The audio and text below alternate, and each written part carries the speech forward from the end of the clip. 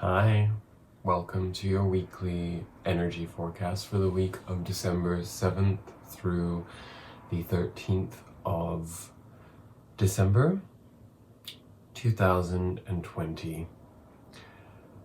I apologize for the lateness of this report. I haven't been in peak health mentally or physically. Mostly from a feeling of exhaustion, and I am potentially contaminated with the contagion of our era, unfortunately, but that's something I will find out more about in the week ahead, as the rest of us will, and that brings me immediately into the energies of this week ahead, because what do we have? Huge Neptunian aspects between the Sun squaring Neptune and the Sun trining Neptune. Now, what does that mean? Well, it means that in its square aspect, we are going to find ourselves faced with the breakdown of illusions. As you know, Neptune was retrograde for the longest period of time and is now direct. So as it has turned direct, now we have to contend with the energetic flow of the planet moving into its aspects with the rest of our solar system. Now, this will in great part be about a recalibration of sorts, about how we perceive reality, how we perceive our place in reality, our role, our way of interacting with aspects that are ruled by Neptune, such as the news, television, art, creative content, if we can still call it creative content as opposed to propaganda. Everything is so politicized and so anchored in tribalism that, of course, we know that our sense of reality is no longer purposeful. And that is a big part of what the breakdown energies on the very near horizon are all about. When we reach this grand conjunction, that is going to explode any remaining dynamic of the Piscean era that is in the way of the Aquarian era taking hold. And Neptune, of course, is the most subliminal influence in this capacity. So a lot to contend with on that level, which will, as a result of what Black Moon Lilith is doing, probably put us into a place of confronting our fears about ourselves, about our mortality, about our immune systems, our immune responses, about our freedoms, about our ability to be heard and recognized in authenticity. All of these things are going to be at the forefront of our experiences. Now, that said, we do also have Venus sextiling Pluto, Venus being the winner in that dynamic, and it being a kind aspect, as sextiles are. So this is going to allow us, as we move through those Neptunian energies, to come out the other end by Friday of this coming week, knowing what we love, feeling our love within, and being in the position over the weekend to then express that love in our activities, our communication, how we define our place in our new reality. That's not to say that that things of the past don't follow through with us in that. If they're healthy and they've been worked on solidly, then we will. They have an enormous place in that new dynamic, right? But those are the major astrological aspects. As we are only going through to Sunday, I won't speak too much about what happens next Monday. But of course, you probably know that there is a solar eclipse next Monday. We'll get into those energies in the next weekly, if I'm still here. I say that because I literally feel as though I'm getting more and more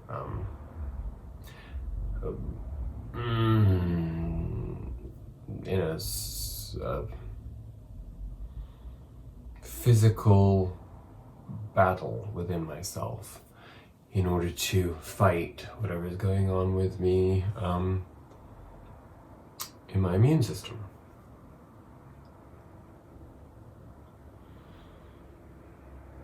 Where do we start? Well,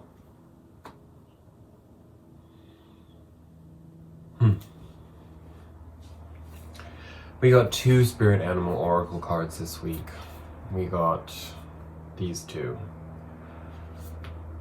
Coyote spirit again, which makes sense. Trust in divine detours. Well, Neptune is bound to give us some divine detours, and I should actually preface, when we were talking about those energies just now, I spoke to you purely on the level of our personal interaction with this energy, but of course we also have to contend with this in our outer world. And for those of you watching this, most of you are in either the northern hemisphere or in Western countries, Western democracies, and so what happens in terms of continuing confusion surrounding how much trust we can put into our institutions of law, of health, of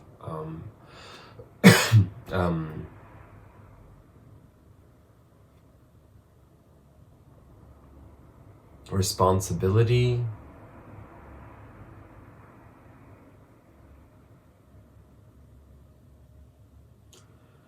And of course, in those territories, there are 2 major factors playing out. I apologize for my ignorance in terms of what may be taking place in other European countries, but of course you have the disaster of Brexit negotiations taking place. You have the disaster of the American election system being shown to be somewhat of a farce. You have the implementation of draconian measures to lock us all down and make us prisoners of our own homes, taking away all of our civil liberties, taking away our ability to be sovereign beings in terms of how we interact with the outside world, vaccination delusions or realities. Remains to be seen how effective any of these policies are, but of course, like you, I am very confused by the idea that vaccines can suddenly be on the agenda for everyone and that they are all 100% safe and 95% effective. And of course, the confusing part of that being that the illness itself that these vaccines are meant to fight against are being proven to be 80% asymptomatic in most carriers. So for a 14% increase in minimalization of symptoms, one could question where the logic is in that for a mass rollout of a potentially dangerous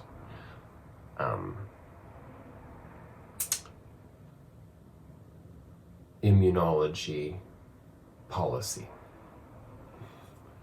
I do not pretend to have the ability to speak on these things with authority any more than you probably do, but it's certainly very Neptunian to be affected by these things in confusing, veiled manners. And this will be coming to an end very quickly over the course of the next week to 3 weeks.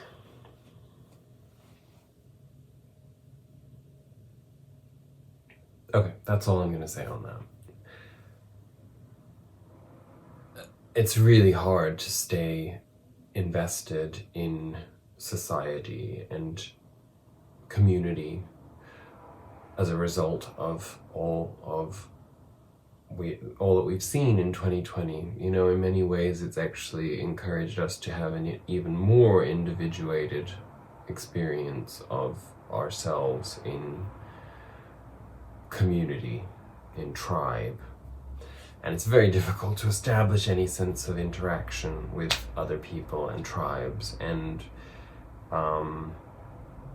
people are not responsible with their thoughts and their words. Another aspect of Neptune. Delusions, people speaking outside of their own authority. I've recently come to the conclusion that within the spiritual community, it's very difficult, for example, to speak about mental health because people have very irresponsible views on these things, in the sense that they will pretend to be transhuman in terms of our ability to combat mental health issues, as if somehow spirituality within itself is capable of quantum leaps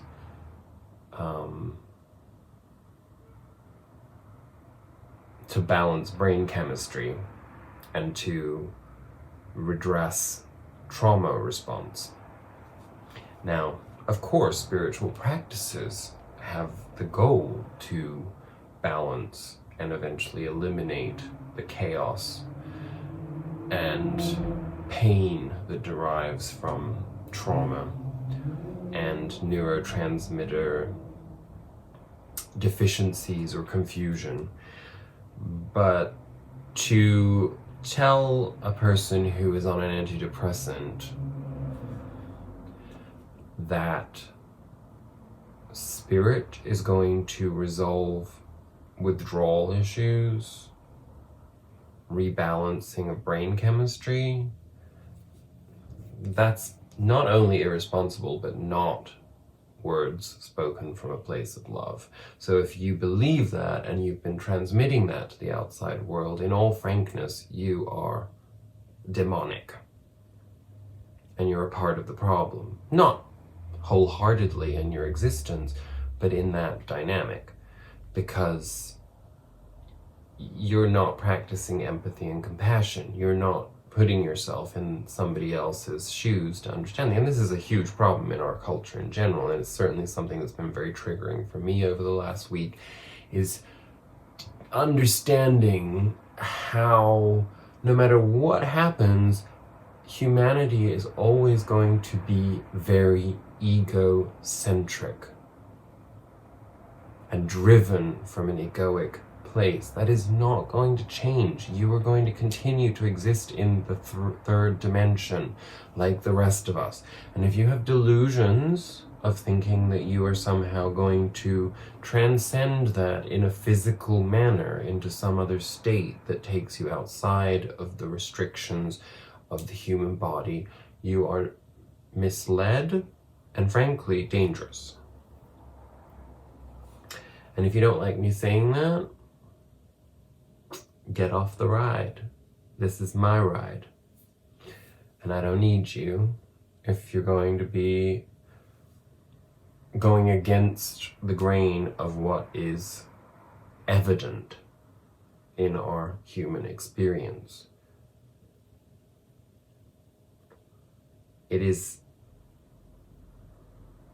frustrating, but it's also important when we deal with those frustrations to remember that most of the time we put our fragile little egoic selves in the hands of other people, in the sense that rather than trusting ourselves to hold the wisdom that actually always is what gets us, the courage and wisdom that we have within is what gets us to transcend our problems and to grow and evolve and to face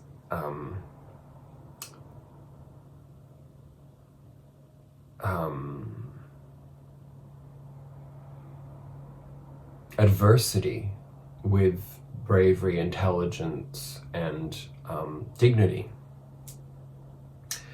And yet, we will spend our time giving more power to everyone else because, from an egoic perspective, we've convinced ourselves that we require validation from other people. And so you're basically letting your self-esteem be determined by other people who know nothing about your journey, or certainly know a lot less about it than you do. It's tragic, and it is the underlying theme of this week's tarot reading, so we will get into that. But I have to read the message from Spirit Animal Oracle because I've been talking a lot again. Hopefully it made sense to you. I will quickly read the Coyote Spirit Trust in Divine Detours again because we did have it last week or the week before, I can't remember which, but just to remind us, there it is for you. Do you find that you are being led on a strange detour in your life right now? Does it seem that what appears to be the next right action and the next right choice, best situation, or fabulous relationship unexpectedly turns into the opposite or just disappears into thin air, as if you've been tricked? Coyote Spirit's trickster energy is designed to bring you into situations to teach you lessons you have forgotten to learn. Perhaps you need a taste of failure before you experience success, a need to feel disappointment before you can truly appreciate the joy, love, and prosperity that is coming for you. Perhaps you are revisiting a pattern you forgot wasn't in alignment with the life you are intending to co-create, being reminded that gratitude, not complacency, will keep you awake and aware of all that is available to you in this moment.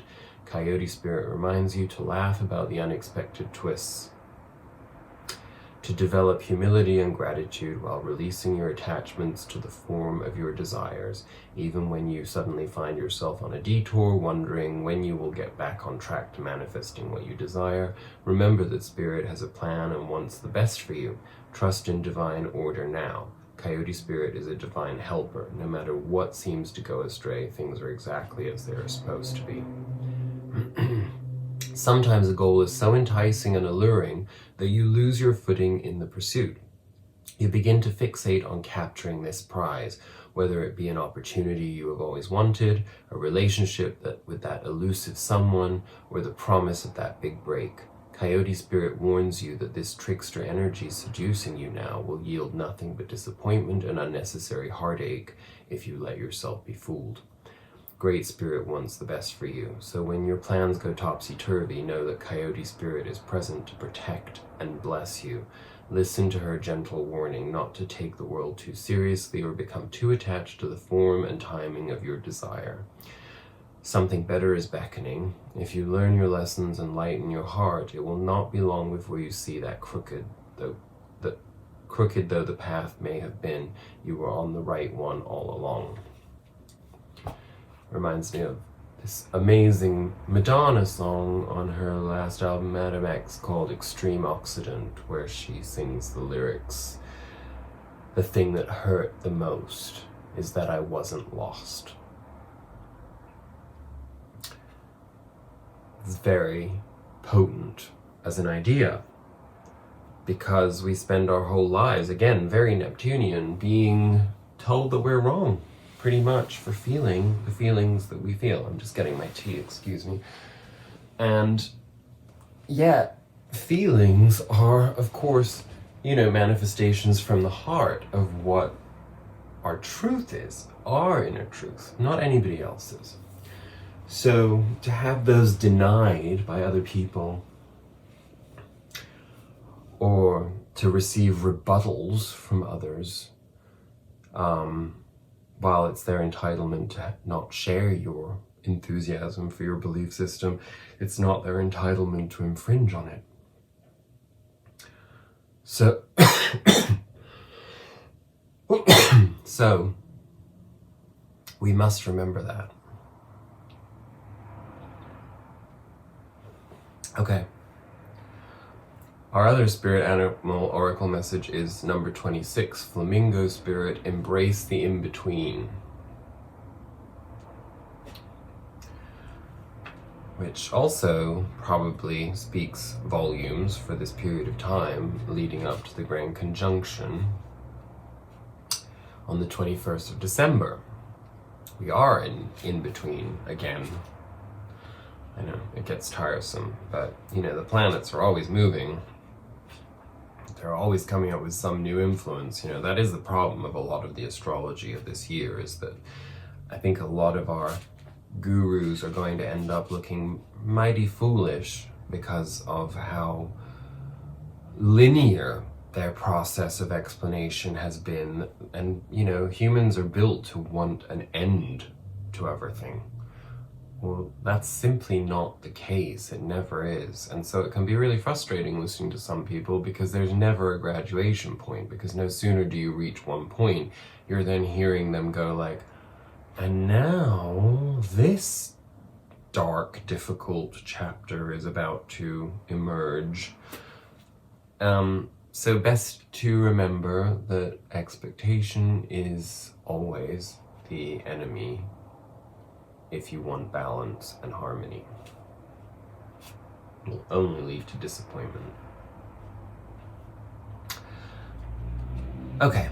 The oracle message of Flamingo Spirit. Balance comes easily to Flamingo Spirit, who sees what was and what will be and stands strong in the face of uncertainty. You can be informed by what came before and plan for a future yet to be, but do not resist Flamingo Spirit's call to be fully present in the now, where the real magic happens. With one foot in the life you are moving away from, and one in the future as you become the one who leads the life of your highest intentions, you must make peace with the fact that you are not fully in either place. Embrace the in-between. The presence of Flamingo Spirit is also a sign that your creativity is arising within you and opportunities are beginning to present themselves. Remain here in a balanced state of mind, for there is much to know and learn before going forward with new plans. You can trust this moment and yourself as you take in what you see and become aware of all that you are experiencing in this in-between time. If you're feeling nervous and wobbly, stop worrying about the past and the future. Instead, be present in the moment. Balancing for now is the space in which creativity arises. Creativity is your birthright. But if you are moving too quickly in an attempt to avoid the discomfort of transition, you can blind yourself to the miraculous possibilities that are before you now and those just coming into being. The past has its lessons and planning has its merits, but right now you may be imbalanced because you're becoming too nostalgic for what once was, or too anxious about what the future might hold. There is time to plan carefully. For now, be still and know that Spirit is here, co-creating with you in this moment. The next step will appear when it needs to appear. Relax into a state of equanimity and balance, so any anxiety can transmute into trust and faith that all will be as it will for the highest good. And I can certainly relate to those energies currently, and the need to be in that space, especially when you're grappling with your immune system being shot or whatever, because there's nothing stronger than a compromised immune system to force you into the present moment, as many of you will be able to attest to.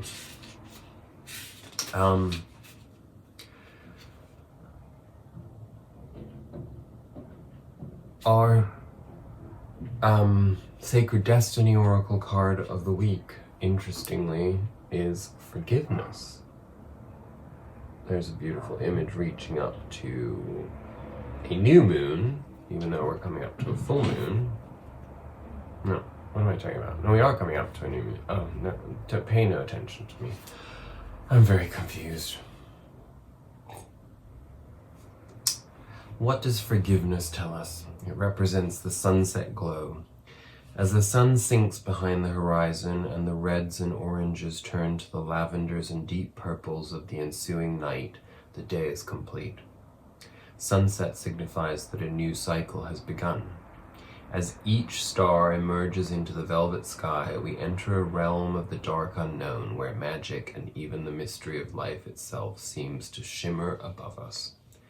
To be regretting that the day is gone is to miss the glory of the starry heavens above. It is human to want to hold on to the past, our memories, experiences, and relationships. However, there can be times when we are carrying so much of the past that we can't fully see the present. The past doesn't need to equal the future. Just because you had a pattern or recurring challenge in the past doesn't mean that it needs to recur in the future. The key is to be willing and ready to simply and cleanly let go of the hold that the past has on you. The past is gone, and it's okay to let it go. The way to do this is to fully immerse yourself in the here and now. Be super aware of the sights, sounds, smells, textures, and energy of your present. When you do this, the past simply vanishes and the glory of the present emerges. And personally, I can say that I have no choice but to do that, even if I don't always want to. And the fact of the matter is that I have noticed the past re-emerging in my subconscious mind and causing imbalance in my my body, and which potentially compromises our immune system, particularly when it's trauma-based or when it conjures up aspects of anger, resentment, when we acknowledge that we haven't fully assimilated the pain of the past, and that lingers in the form of triggers that cause angry dynamics within us. And of course then superficial manifestations in our daily life with other people can exacerbate those responses within us, right? So when we find ourselves irritable, or when we find ourselves responding to our environment with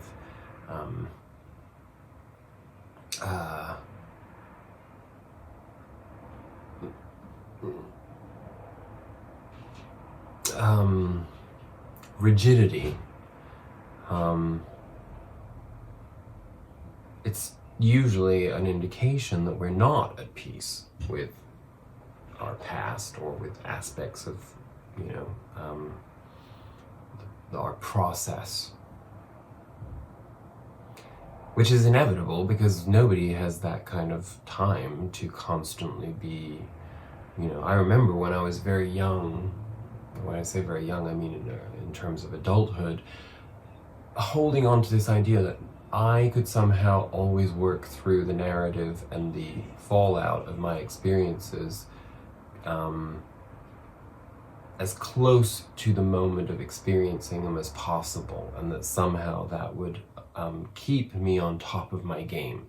Well, of course, there came times in my life where, as a person who suffers from extreme OCD, that became extremely overwhelming because it was impossible to stay in that clarity all the time. So if you have found yourself perhaps in that delusion, this is a clear indication that we need to give way to accepting that our present moment is the only moment that counts. It's the only one that exists.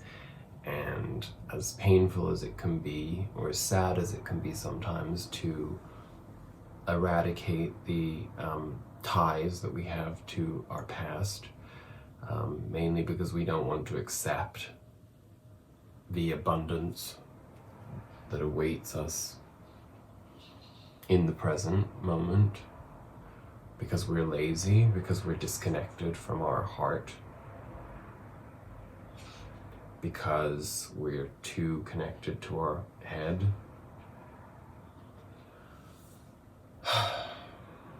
It's hard. I know. I understand.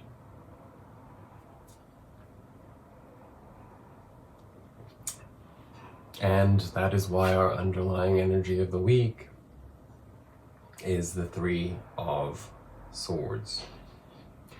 Because this is what happens. The universe steps in to force us to confront the parts of us that are preventing us from being fully present.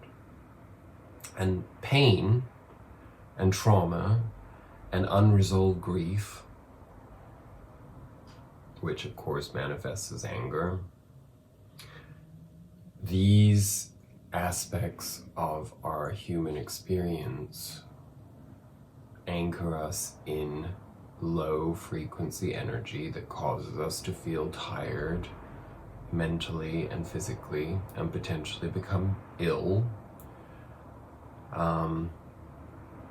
And this energy leading up to the grand conjunction, particularly through this solar eclipse coming up next week, is all about releasing that once and for all. Now, I know that we all live under the constant hope that we've done all the work, but of course we never really have. But these little portals through eclipse energies and whatever give us almost like a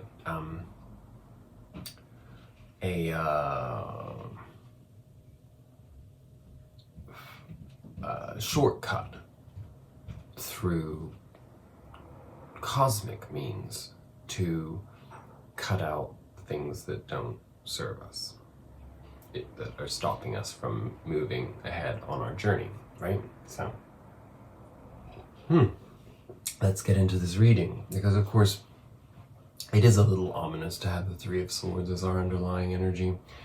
And I did take an Osho equivalent for that I'm going to read for us to set the tone of this reading. We got 20 Beyond Illusion. So,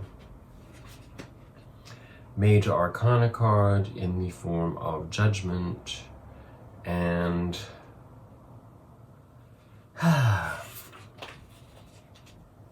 Judgment, meaning in the traditional tarot card. Okay, let's go for the description of the card first. Hopefully you can see my arms aren't long enough to get any closer to the camera because I have this set up very differently this week. So I hope you can see that enough. The butterfly in this card represents the outer, that which is constantly moving and which is not real but an illusion.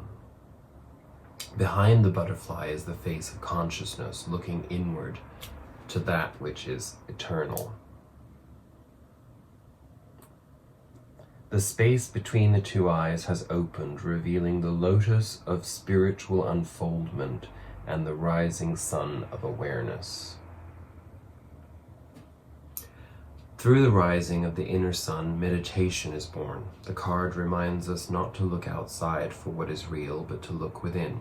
When we focus on externals, we too often get caught up in judgments. This is good, this is bad, I want this, I don't want that. These judgments keep us trapped in our illusions, our sleepiness, our old habits and patterns. Drop your opinionated mind and move inside. There you can relax into your own deepest truth, where the difference between dreams and reality is already known. And that is so true. I mean, at the moment, it's like every person I encounter causes this visceral desire to, or need, should I say. It's not even, it's a knee-jerk response to kind of be like, to react with a, no, this is my boundary. No, you are compromising my integrity by being yourself. And that's completely false, of course. to feel threatened is always an indication of falling into our own poverty consciousness, because we're giving more value to something outside of ourselves than what we carry within, which is ultimately our truth, right? So here's the message from Beyond Illusion. This is the only distinction between the dream and the real. Reality allows you to doubt, and the dream does not allow you to doubt. To me, the capacity to doubt is one of the greatest blessings to humanity. The religions have been enemies because they have been cutting the very roots of doubt, and there is a reason why they have been doing that, because they want people to believe in certain illusions that they have been preaching. Why have the people like Gautama Buddha been so insistent that the whole existence, except your witnessing self, except your awareness, is just ephemeral, made of the same stuff as dreams are made of? They are not saying that these trees are not there. They are not saying that these pillars are not there. Don't misunderstand because of the word illusion. It has been translated as illusion, but illusion is not the right word. Illusion does not exist. Reality exists. Maya is just in between. It almost exists. As far as day-to-day activities are concerned, it can be taken as reality. Only in the ultimate sense, from the peak of your illumination, it becomes unreal, illusory. That's complicated, but because it was the equivalent clarifier of the heartbreak, heartache, heart pain of the Three of Swords, we have to apply that to the Three of Swords energy and see that it's actually explaining to us what keeps that pain and discomfort alive within us. And it's so important to explore those things and to always stay in those things when you're on your spiritual journey, because we get so caught up in the etheric and these non-physical aspects of the journey that we fall out of alignment, because the reality is that if you're not getting the fulfillment that you require as a human being through your emotional experiences, then nothing on the spiritual plane has any value, because that's what we're here to do, is to use our bodies and our minds and our hearts to have the experience that we want, the authentic experience of as being as human as possible. Not to wish to be something transcendental. That's not what human beings are. Yes, enlightenment is real and it's a path of aspiration, but it's not an end goal. I'm sorry to break that to you, if that's what you're holding on to. That will come to you anyway when you leave this body. As far as I'm concerned, that's a guarantee.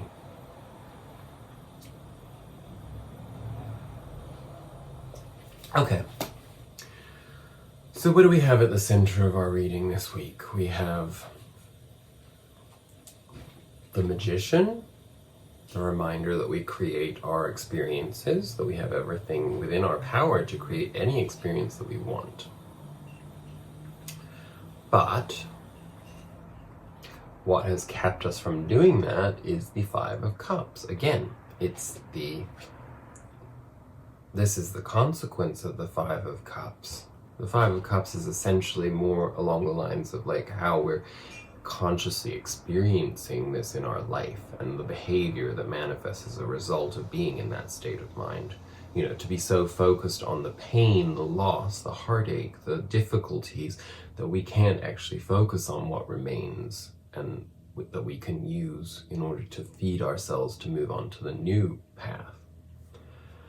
So the Magician reminds us that we have that power at all times. The Five of Cups stands in our way when we allow it to stand in our way. The clarifier on those is the Death card. So this is our opportunity in this Neptunian energy and this Black Moon Lilith energy to release the fear that we hold that our pain body is stronger than our capacity for love. And that is a difficult resolution to come to when you are anchored in sorrow, right? I'm really sorry that I keep flinging my legs around like that, but it's never easy to do these readings on a surface that doesn't stay flat. But I continue to insist on doing this because it's the most private area that I have, and it's my inner sanctum. So hopefully it gives you that peace and calm that I receive from it. I apologize for coughing.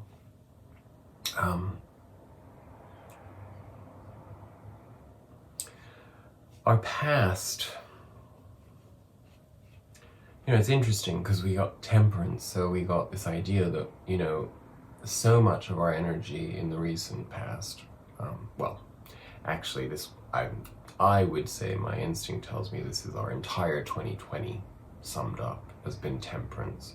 That's been the tempering process is what this entire year has been about. Every outside hurdle has been met by an inner ability to temper and shape a sense of calm, inner peace, balance, and therefore a non-chaotic response to the external challenges. And this has come through our King of Swords inner energy, which is the mastery of our mind, the mastery over the fear that runs through our veins as a result of past trauma, ancestral and current. And that's the underlying psychological and spiritual experience of 2020 for all of us. So it's ironic, or unfortunate even, that we have to have these reminders like we are having right now of, that even after doing all of that work, we still have to accept that we are human and that we are fragile and vulnerable. And that's to be celebrated. And anybody that's in your life who doesn't celebrate your vulnerability and cannot respect that and instead either abuses it, takes advantage of it, or ignores it, is just a fucktard, and they don't deserve to be in your space anyway. So don't give them any room, right?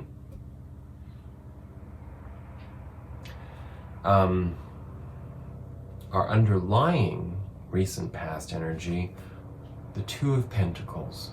Again, this is the idea that probably for most of us, in my case, it's very tangible that I actually took on a job and a new home, and so I had a new structure in my life, and that of course threw me into the turmoil of trying to figure out how to juggle my spiritual existence, my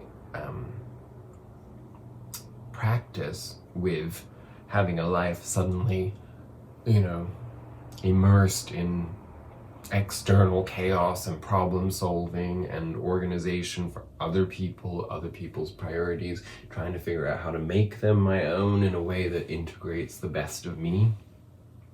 Well, whatever is going on in your life as we've shifted through these energies, sometimes it's just the simple fact that we've gotten used to lockdowns, we've gotten used to the chaos outside, and we've integrated in a way that it's become systematic for us, and therefore it doesn't represent the same level of fear and chaos, but at the same time, subconsciously, we find ourselves constantly grappling with that because we have to negotiate. That is, the infinite process. I can't really do an infinity sign with my hand, can I? I can try, but I look moronic. This imbalance, it's kind of like, it's almost like the juggling is between the subconscious and the conscious mind, right? And it was clarified by the Seven of Wands, which is the idea that, the Temperance card that we had in our past and that King of Swords is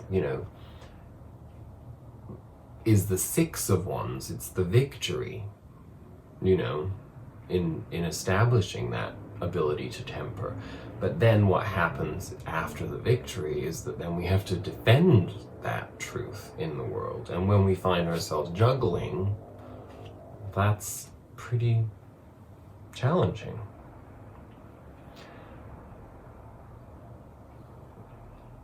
In our immediate future, we have the Justice card. So this, to me, speaks of us standing strong, and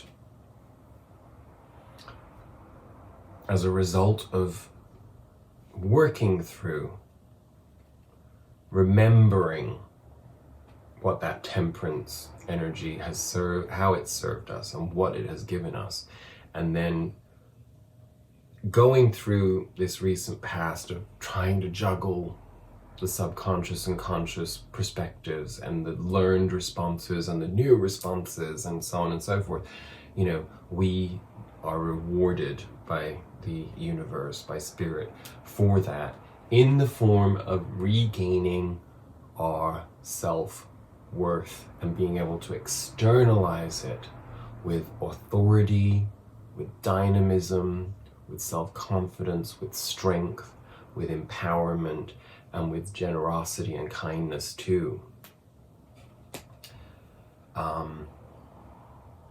So that's nice that we have that on the horizon.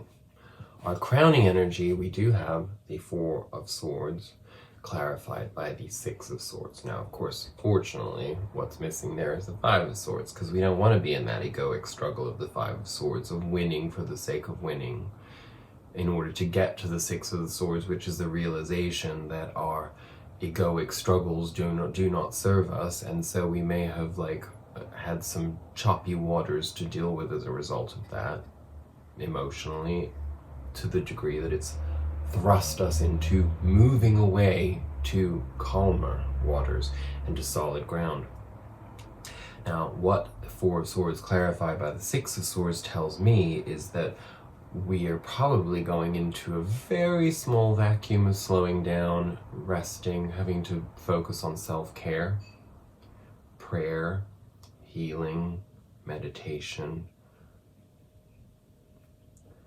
This is the essence of the week ahead, and through that we are going to, basically it's a reaction to the Two of Pentacles having thrown us a little bit out of alignment, where we found ourselves desperately clinging to, oh no, but I don't want to let go of that because that's an enlightened perspective, how do I meld this with this outer chaos of the mundane needing to be sorted out and fixed, you know?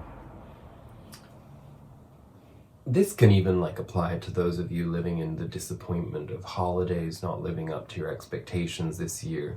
You know, I mean, I know that a lot of us do feel very run down from these realities, knowing that we're just, you know, it's when is this going to ease up, that we can regain more of a sense of external sovereignty rather than being in a perpetual struggle to maintain our private inner realm of sovereignty, right?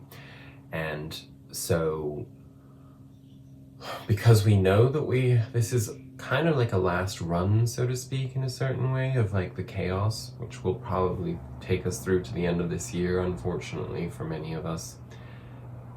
Maybe a sense of separateness and aloneness as a result of that. But it's what you do with that time that counts, right? Because if you're focused on it from a loss perspective, then you will maybe get caught in going from the Four of Swords into the Five of Swords energy, and then you have to go through that nasty egoic struggle,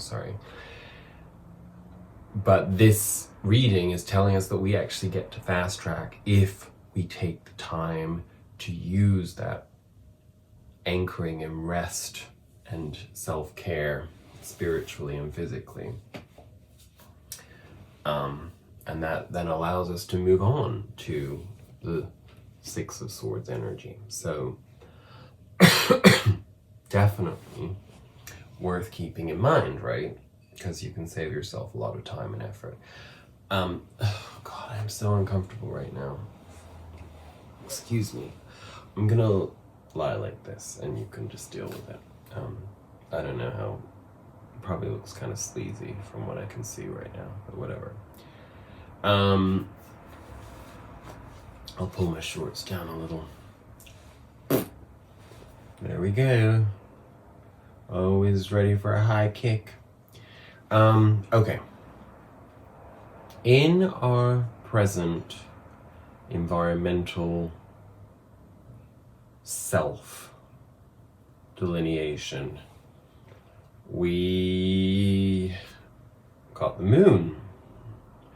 Again, this idea of a duality that is perhaps linked to the Two of Pentacles energy, because we want to break away from that, and we know we don't want to find ourselves constantly in the loop of self-fulfilling prophecy of like response to chaos, balance,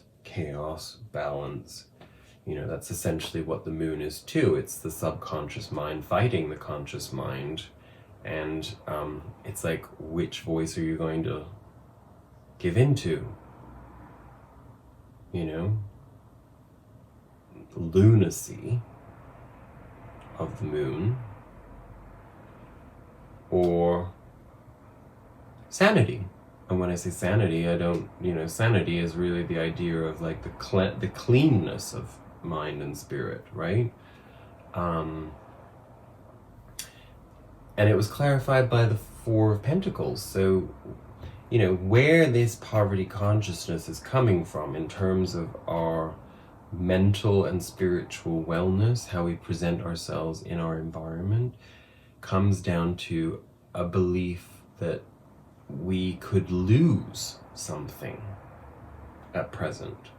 That we are so focused on what's already been taken away from us on some level, that's preventing us from finding our external joy, or living out our external joy, should I say, that we are clinging on so tight to what we think we possess.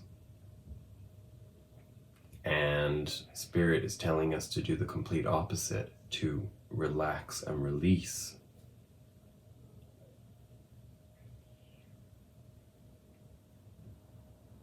And seek guidance from the lunar cycle. You know?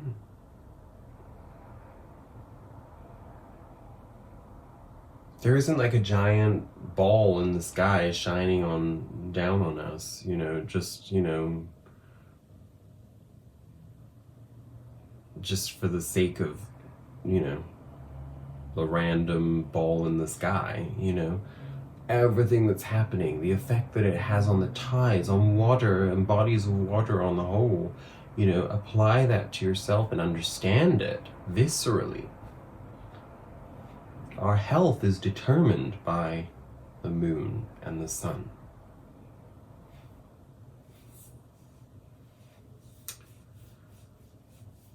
So you probably want to have a good relationship with both, right?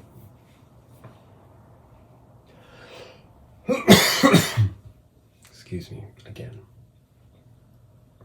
In our environment, we find ourselves in this unfortunate place of the Three of Wands. And when I say, you know, the Three of Wands is not usually a bad card.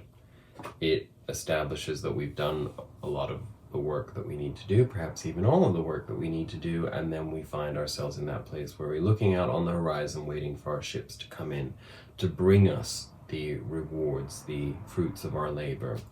But when it's in our environment like that, essentially it speaks of the idea that we have expectations of our environment that probably aren't really being met. And obviously, when you consider that we had that Four of Swords as our crowning energy, and the Six of Swords clarifying it, it's that we really need to have that time of stepping back from our environment, or the way that we are implicated in our environment, in order for us to reestablish inner balance, right? Again, what we have to be wary of, because that Three of Wands is clarified by the Queen of Swords,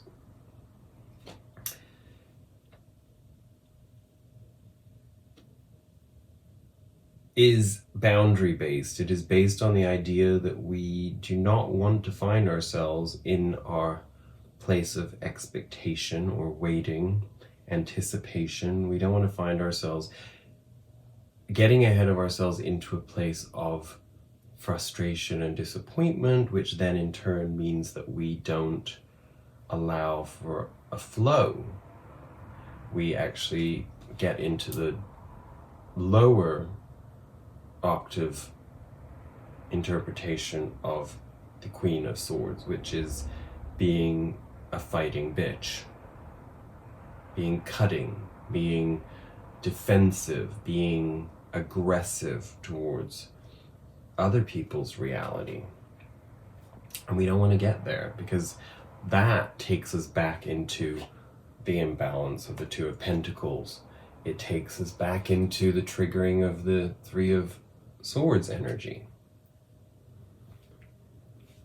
And the Five of Cups energy. And we have to remember that we are a magician.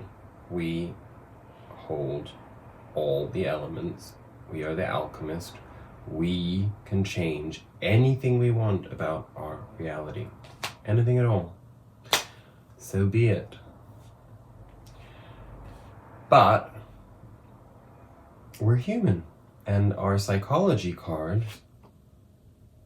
we have the Nine of Swords. So the Nine of Swords is, we're in that place where as we're struggling to move out of those Three of Swords energies and those Five of Cups energies, they're very difficult, tricky energies, because they, we romanticize pain, emotional pain. We don't realize that we do it, but by association, we are nostalgic about experiences that actually caused us trauma and pain. It's a little bit of a Stockholm Syndrome type underlying perversion of the human thought process, right? And so, the problem is that when we have attachment, nostalgic attachment to things that have caused us pain, we tend to have certain emotional associations. So then, rather than being able to open up our neurotransmitters to new experiences of our emotions, new love, new romantic pursuit, new creative pursuit, new whatever it may be, on the human heart level, we repeat. We want to repeat experiences that we associate with nostalgic romanticism, even though they actually cause devastation and trauma. So that's where that provokes the worry, the subconscious fears come to the surface, and they cause chaos, they cause racing thoughts, they cause us to start analyzing those experiences, start questioning why they didn't work out. Why do I feel like this? Oh, because what's his face or what's her face, who I was madly in love with, stabbed me in the heart. But I still love them, and the sex was great, and they were amazing, and oh my god, I'll never meet somebody like that again. Oh, why is life not the same as it used to be? Oh, I'm so old now. How will I ever feel that way? Oh, I'm so dark, I'm so cynical, and blah, blah, blah. Then you turn into that. And that's exactly what the clarifier of the Page of Cups in reverse is telling us, is that being in that psychological state of worry, projection of past experiences as fears onto new possibilities so they can happen. The Page of Cups is the, emotional virgin. who's excited and perhaps driven by hormones, but at the same time, wants to feel love, wants to feel the excitement of new attraction, of new desire, of new expansiveness. But that worry is keeping us here, upside down, unable to receive, unable to take chances. So, fortunately for us, our outcome comes in the form of the Wheel of Fortune. So, that tide is turning, taking away from those things. And it came out with 2 clarifiers. The first being that we have strength and the 5 of Wands. 5 of Wands is a little bit of another, it's like having mixed messages around our inspiration and our drive. Again, it's normal if we have trauma, we have pain that we're trying to resolve or step out away from the past into the present. There is a little bit of inner grappling, because that's really what that is. That's an inner struggle, even though it's depicted with a bunch of other people fighting. That may be how it manifests if we don't know how to do the inner work, but really it's telling us that we have the strength to do that inner work. We have to accept the magician within us, the strength, and we just move beyond it. We take a leap of faith to move beyond the pain and the conditioning. The Wheel of Fortune guarantees that, and it guarantees that we step into our King of Wands, which again, we have the Queen of Wands in our future energy, and we now have the King of Wands. So it's the yin and yang representation of the fullness of self-belief, of knowing that we will receive what we deserve, because it's our divine right to be loved and to love,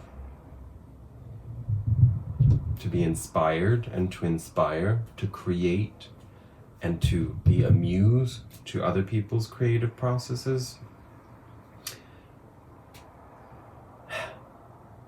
Right? So hard to accept these things when we're in poverty consciousness and pain. Ew. Ugh, gross, sorry. Bunch of tea leaves. I did take 2 clarifiers on our outcome from the Osho Zen Tarot deck, so we will end with those to give us some insight. We'll start with abundance, which is, what is abundance? It's a pentacle.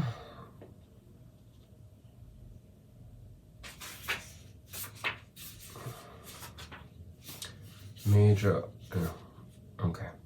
Abundance is the King of Pentacles. So, what does the King of Pentacles have to share with us for wisdom this week? In the East, people have condemned the body, condemned matter, called matter illusory. Maya. It does not really exist. It only appears to exist. It is made of the same stuff as dreams are made of. They denied the world, and that is the reason for the East remaining poor, sick, in starvation.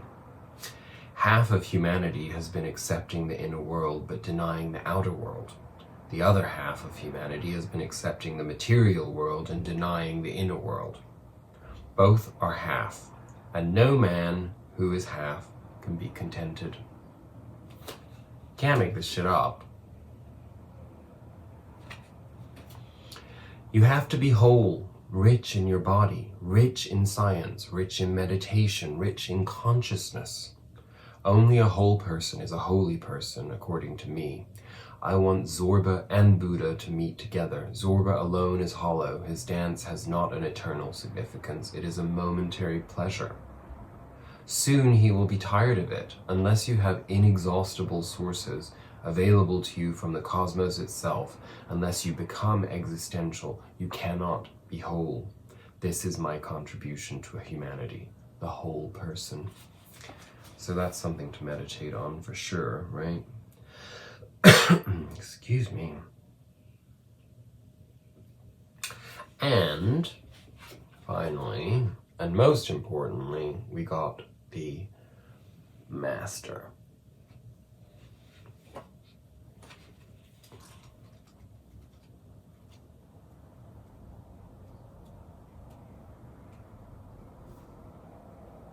What is the Master?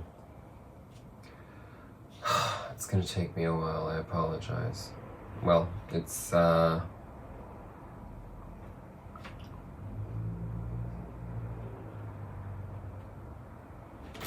it's beyond everything, because the Master doesn't exist in traditional tarot. But it's what comes before the Fool, so it's the completion of a karmic lesson, once again. I will eventually find it, I apologize. Slightly out of it right now. Okay, here we go.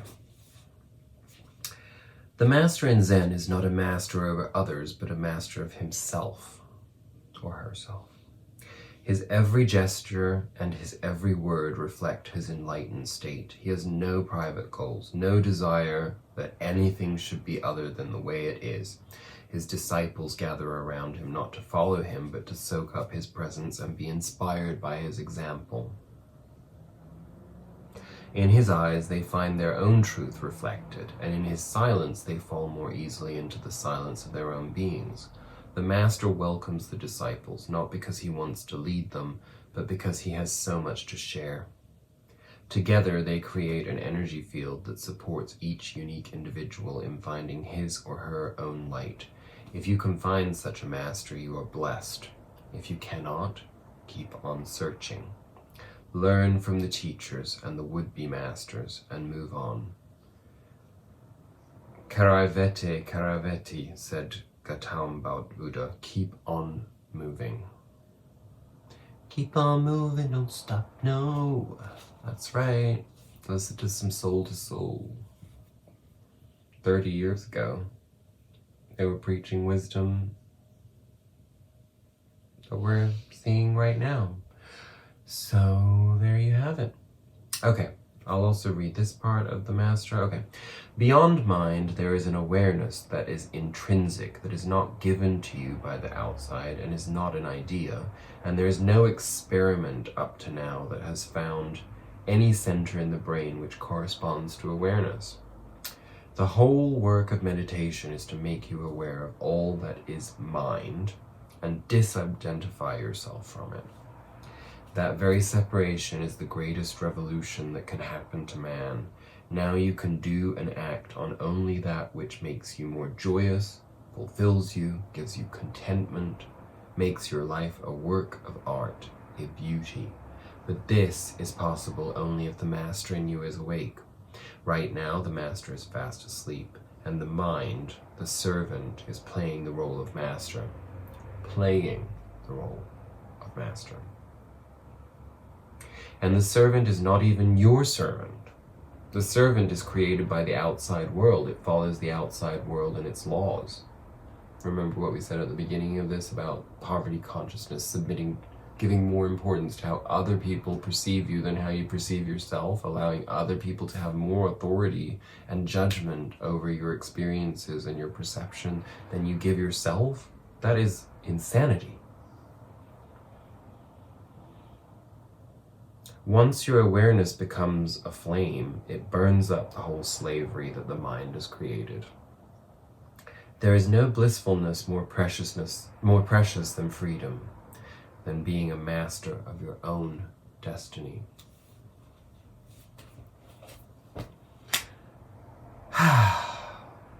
Right? Well, there was a lot in here, and it was not at all what I expected the weekly to be, but it all makes perfect sense. So I leave you with all of these thoughts to contemplate, to make sure that you understand that your goal is to redefine your sovereignty and give yourself the opportunity to be in the fullness of your being, to allow yourself to shine as bright as you can, as you, not as how anybody else wants to perceive you or wants you to act or wants you to be. And if you are authentic, there may be struggles, but I can guarantee that we will be rewarded for that in the end. I am the most authentic version of myself that I have ever been, and I continue to be. And you know, it pisses a lot of people off. So much projection, the more you shine your light. But such is life. And everyone will get their enlightenment when they're due. I wish you great love and joy and peace and insight in the coming week, and I will see you again next week when we shall talk about that solar eclipse and the grand conjunction. In the meantime, I love you. Namaste.